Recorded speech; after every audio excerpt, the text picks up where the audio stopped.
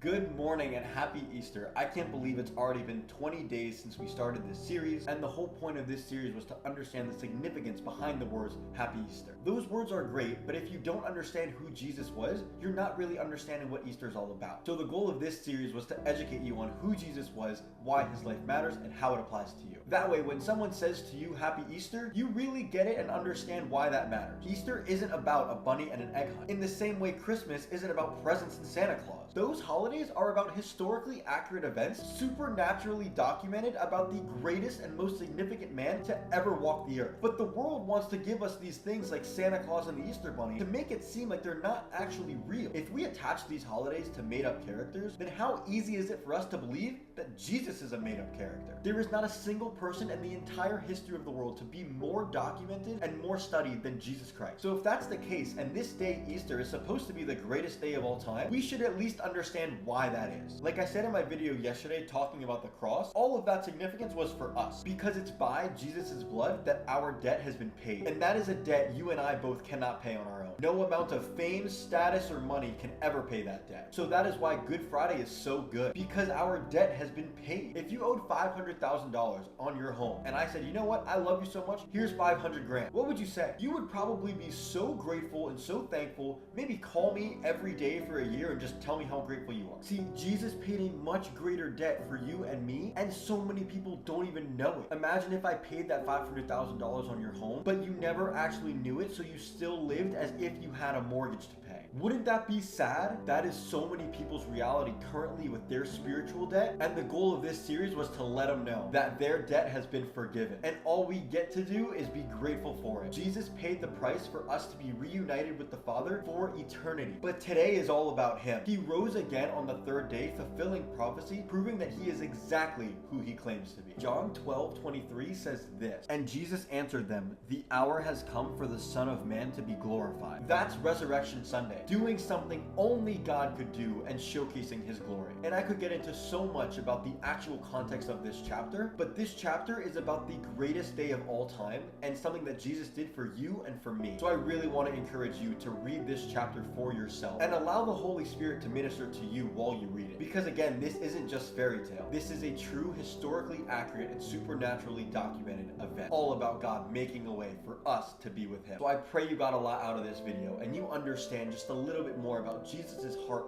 for us. And I will see you tomorrow for the final day of this series, chapter 21, where hopefully you have learned a little bit more about who Jesus was, why his life matters, and how it applies to you. God bless.